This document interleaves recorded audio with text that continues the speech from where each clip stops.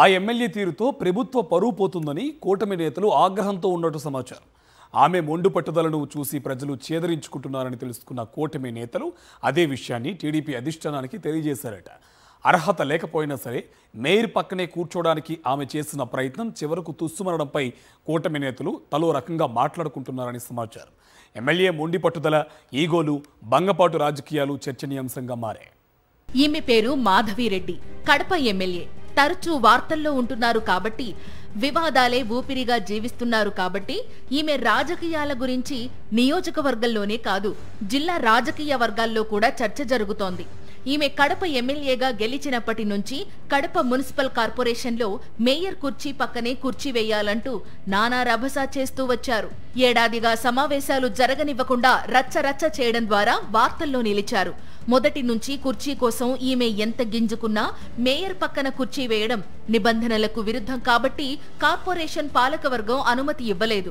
ఇలాంటి పరిస్థితుల్లో చేసేదేమీ లేక తన అధికార బలగాన్ని ఉపయోగించి ఈమె తానే ఒక కుర్చీని మేయర్ పక్కన వేయించుకున్నారు. ఇక కుర్చీ వేయించుకున్నాను కదా, అందులో కూర్చోవచ్చు అని భావించిన మాధవిరెడ్డి తన ఫిరాయింపు కార్పొరేటర్లతో కలిసి ఆర్భాటంగా వచ్చి కుర్చీలో కూర్చున్నారు.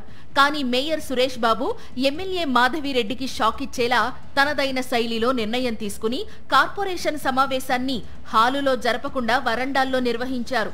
మేయర్ సురేష్ బాబు తీసుకున్న ఈ నిర్ణయంతో ఎమ్మెల్యే మాధవిరెడ్డి కక్కలేక మింగలేక సైలెంట్ అయిపోయారు.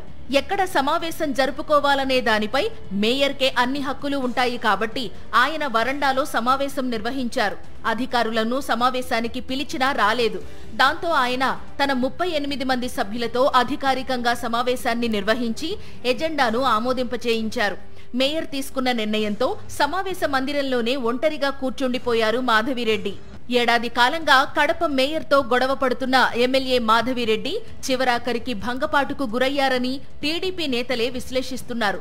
ఆమె దొడ్డిదారి రాజకీయాలకు మేయర్ సరైన విధంగా సమాధానం చెప్పాడనే టాక్ కూటమి నేతల మధ్యనే నడుస్తోందని సమాచారం. మేయర్ నిర్ణయం కారణంగా ఎమ్మెల్యే మాధవిరెడ్డి ఉదయం 11 గంటల నుంచి సాయంత్రం 5 గంటల వరకు మీటింగ్ హాల్లోనే ఒంటరిగా మిగిలిపోయారు.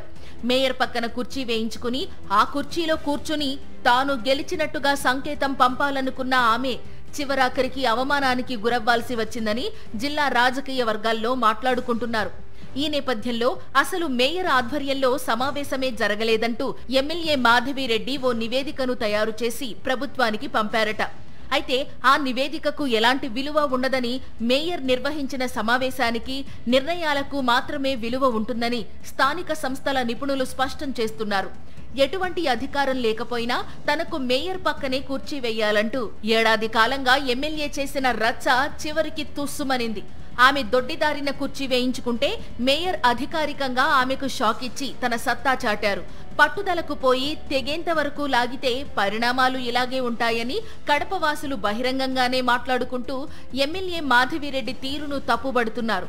ప్రజలకు మేలు చేసే కార్యక్రమాల పట్ల పట్టుదలగా ఉండాలి కానీ రాజకీయ కక్ష సాధింపుల వల్ల ఎలాంటి ప్రయోజనం ఉండదని రాజకీయ పరిశీలకులు భావిస్తున్నారు. ఈ విషయాన్ని ఎమ్మెల్యే మాధవిరెడ్డి ఎంత తొందరగా గ్రహిస్తే అంత మేలని అంటున్నారు.